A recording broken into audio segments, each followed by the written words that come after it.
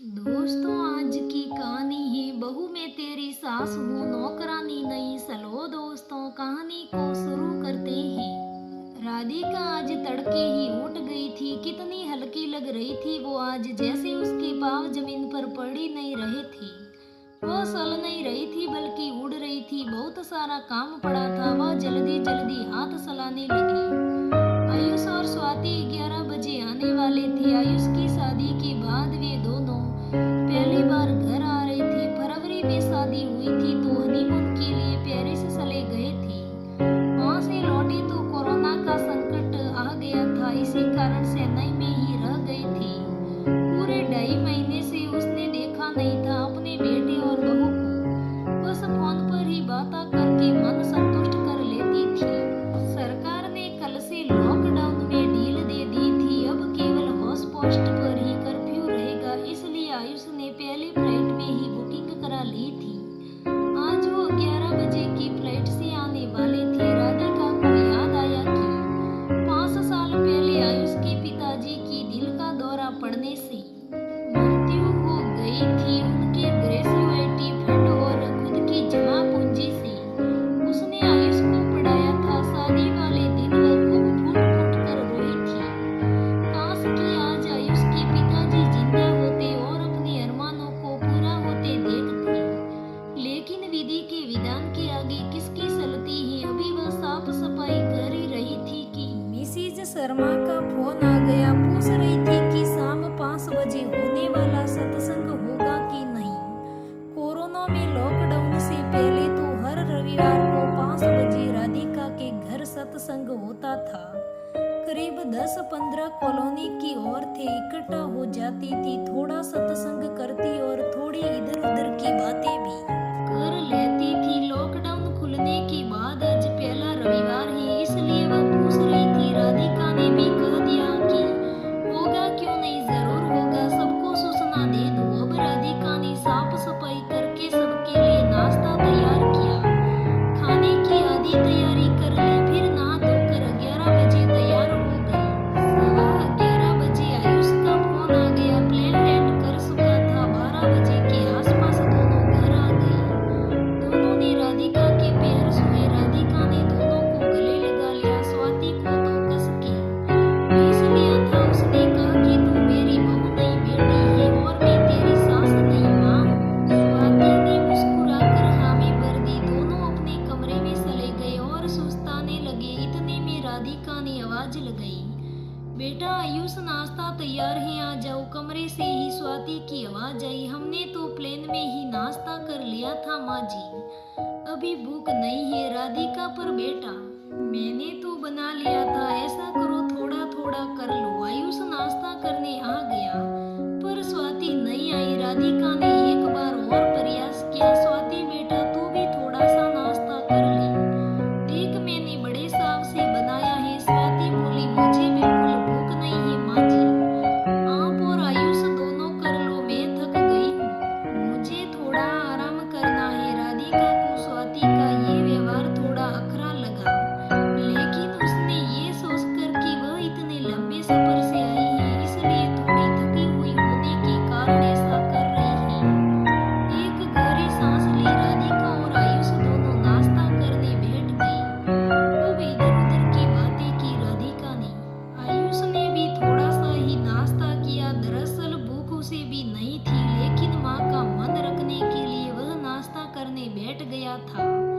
नाश्ते के बर्तन साफ करके राधिका खाने की तैयारी करने लगी। आयुष को खीर और मालपुए बहुत पसंद थे, वह बनाए थे उसने। आज सुबह से ही लगातार शक्कर ग्रीन की तरह घूम रही थी वह। अब तो पैरों में भी दर्द होने लगा था, लेकिन बेटे बहू के आ जाने से वह सब कुछ भूल गई थी। बड़े चाव से खाना बनाया था उसने।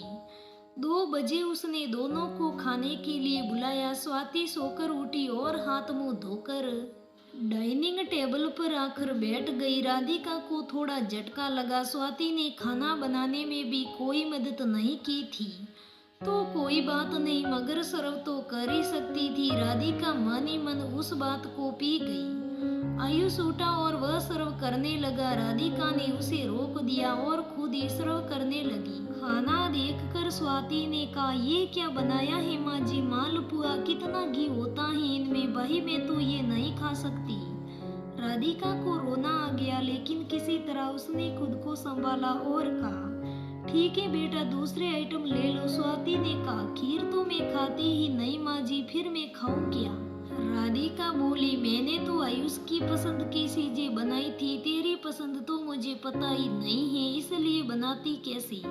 स्वाति आयुष से बोली, सुनो, मेरे लिए जोमेटो से खाना मंगवा दो ना, तुमको तो मेरी पसंद पता ही है ना। और फिर वह अपने कमरे में चली गई। राधिका को काटो तो खून नहीं, उसने आयुष की ओर देखा। वह चुपचाप खाना खाने में व्यस्त था। आयुष ने जोमेटो से ऑर्डर कर दिया था। राधिका चुपचाप खाना खाने लगी। खाना उसके गले से नीचे ही नहीं उतर रहा था, लेकिन वह जबरदस्ती उसे निगल रही थी। वह फूट फूट कर रोना चाहती थी, लेकिन बेटे के सामने कमजोर नहीं दिखना चाहती थी। जल्दी से उसने खाना खत्म किया और बर्तनों को समेटकर अपने कमरे में आ गई। 5 मिनट तक तो खूब रोई थी वह। उसे अपने ससुराल के दिन याद आने लगे। वह जब ससुराल पहली बार आई थी तो उसकी सास ने पहले ही दिन उसे बता दिया था कि क्या करना है और क्या नहीं, कितने ऊंचे स्वर में बात करनी है, किससे बात करनी है, किससे नहीं। सारा कुछ समझाने में पूरे 2 घंटे लगे थे उसकी सास को। राधिका तो घबरा गई थी। उसे तो कुछ भी याद नहीं रहा कि सास ने क्या कहा था और क्या नहीं। जब आयुष के पापा उसके पास पहली बार आए थे तो उसने डरते डरते सारी बात उनको बताई तो वह बोले, माँ और तेरे पसड़े में मैं नहीं पड़ता, तू जाने और माँ जाने। इतना कहकर उन्होंने तो वह आधे ही समाप्त कर दिया था। अब राधिका के पास और कोई विकल्प नहीं बचा था। राधिका की सास बात बात पर उसे टोकती, कभी सफाई को लेकर, कभी खाने को लेकर, कभी किसी दूसरी बात को लेकर। राधिका को उसकी सास ने ये महसूस करा दिया था कि उसे कोई भी काम सलीके से नहीं आता है। राधिका धीरे धीरे उसकी अभ्यस्त हो गई थी और वह पूरी तरह अपनी सास के बनाए खोंचे में फिट हो गई थी। जब उसकी सास मरने को हुई थी तो वह राधिका का हाथ अपने हाथों में लेकर बोली, बेटा, मैंने तेरे साथ बहुत कड़ा व्यवहार किया। एक बहू को ससुराल के वातावरण में ढलने के लिए बहुत कुछ सीखना होता है। अपनी अच्छाइयों को मारकर औरों की अच्छाइयों के लिए जीना पड़ता है। मैंने भी अपने मन पर पत्थर रखकर यही सीखा था। मेरी सास ने मुझे ऐसा ही सिखाया था, मैंने भी तुझे वही सिखाया। मुझसे कोई भूल हो चुकी हो गई तो क्षमा करना। राधिका तो ये सुनकर रो पड़ी थी। उसे पता ही नहीं था कि इस कठोर इंसान के अंदर एक नाजुक दिल भी है। उसने अपनी सास के पैर पकड़ लिए और कहा, माँ जी, आप तो मेरी माँ से भी बढ़कर हो। मेरे मन में आपके लिए कोई मेल नहीं है। आपने तो मुझे पत्थर को तराश कर कोहिनूर बना दिया है। राधिका की सास के मुख पर एक मुस्कान तैर गई और उसके इस संचार को अलविदा कहकर चली गई। राधिका के दिल में उसकी सास का ये रूप खिस गया। अब वह उनकी पूजा करने लगी थी।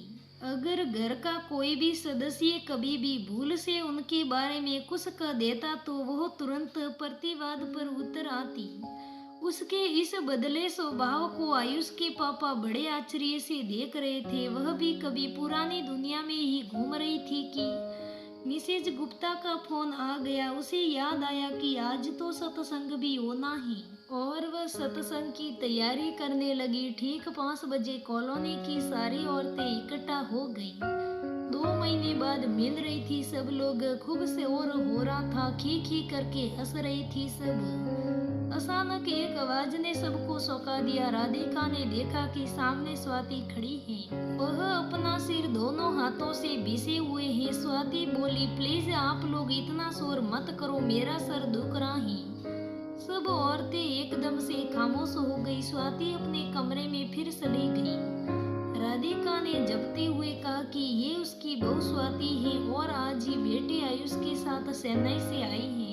थकी होने के कारण उसके सिर में दर्द हो रहा है। शायद अब एक एक करके सब औरतों को अपने अर्जेंट काम याद आने लगे और एक एक करके सब चली गई। राधिका थोड़ी देर वहीं बैठी रह गई। फिर कुछ सोचकर वह स्वाति से बोली, बेटी मैं तेरा सिर दबा दूं? स्वाति ने अपने कमरे से ही जवाब दिया, नहीं माँ जी, मैंने सिर दर्द की गोली ले ली है। राधिका चाय बनाने के लिए चली गई। चाय तैयार होने के बाद उसने उन दोनों को बुलाया और सब लोग चाय पीने लगे। राधिका ने बर्तन साफ किए और डिनर की तैयारी करने लगी। उसने राधिका से पूछ ही लिया था कि माँ जी आज डिनर में क्या बनाना है। वह उसी हिसाब से तैयारी करने लगी। रात के 8 बज गए थे। उसने खाना टेबल पर लगा दिया था। दोनों को आवाज लगाई और वह डाइनिंग टेबल पर आ गई। स्वाति बोली, सब्जी बहुत तीखी है माँ जी। अब राधिका को गुस्सा आ गया था। वह दिन भर से चाकरी कर रही है और उस पर यह नाटक सहन करने की भी एक सीमा होती है। अब ये सीमा पार हो चुकी थी। रिश्तों को जबरदस्ती नहीं बांधा जा सकता है। जब एक पक्ष कोई रिश्ता निभाना ही नहीं चाहता है तो दूसरा पक्ष कब तक उस रिश्ते को निभाएगा? ताली दोनों हाथों से बजाती है, एक हाथ से उसने नहीं। अब तक राधिका सास से माँ बन रही थी। उसे लगा कि जो रिश्ता जैसा है उसे वैसा ही रहना चाहिए। राधिका ने कहा, आयुष जोमेटो से ऑर्डर कर दे बेटा, जो ये खाना चाहे मंगवा ले। आयुष और स्वाति ने शौक कर उसकी ओर देखा। राधिका अपनी प्लेट लेकर सोफे पर आ गई। सन्नाटा सा गया था। अचानक आयुष भी उसके पास आ गया था। दोनों चुपचाप खाना खाने लगी। स्वाति अपना खाना खत्म कर चली गई थी। सुबह राधिका आराम से जगी। 8 बज गए थे। इतनी देर से वह कभी नहीं उठी थी। बाहर आई तो देखा कि आयुष बैठा हुआ था। राधिका बोली, अरे कब से जग रहा है? आयुष बोला, 7 बजे से नींद खुल गई थी मेरी। राधिका को पता था कि आयुष को उठते ही चाय चाहिए, लेकिन उसने आज तय कर लिया था कि वह अब और नौकरानी नहीं बनेगी। उसने अपने लिए भी चाय नहीं बनाई। अब आयुष की भी हिम्मत नहीं हुई कि वह उसे चाय बनाने के लिए कहे। राधिका ने कहा, बेटा मैं मथुरा वृंदावन जाऊंगी घूमने, वापस सोमवार तक आऊंगी। तू तो रविवार को वापस जाएगा ना? ऐसा करना कि घर का ताला लगाकर चाबी सामने वाले गुप्ता जी को दे जाना। और वह अपने यात्रा की तैयारी करने चली गई। अब उसने भी तय कर लिया था कि उसने माँ बनने का तो प्रयास करके देख ही लिया है। अब वह सास बनकर दिखेगी। दोस्तों, कहानी से सीख मिलती है, अगर हम हद से ज्यादा किसी को प्यार करते हैं तो वो सर पर चढ़ जाता है। ये कहावत जरूर सुनी होगी आपने। ये कोई कहावत नहीं, ये रियल लाइफ में भी होता है। ऐसी बहुएं भी होती हैं जो उसकी सास ज्यादा प्यार दे तो वो सर पर चढ़ जाती हैं। तो दोस्तों, मैं ऐसी बहुओं से निवेदन करना चाहती हूँ कि वो अपनी सास ससुर का प्यार पाना चाहती है तो वो भी उनको प्यार देना जरूरी होता है। इसलिए मैं आपसे निवेदन करती हूँ, अगर सास माँ बनने का प्रयास करे तो बहुओं को भी बेटी बनने का प्रयास जरूर करना चाहिए। दोस्तों, आज की कहानी यहाँ पर ही खत्म होती है। चलो दोस्तों, हम फिर देखते हैं अगला वीडियो। दोस्तों, मेरी ये कहानी कैसी लगी कमेंट करके जरूर बताइएगा। अगर कहानी अच्छी लगी तो लाइक करना, शेयर करना, मेरे चैनल को सब्सक्राइब करना। धन्यवाद दोस्तों, फिर मिलेंगे दूसरी कहानी में।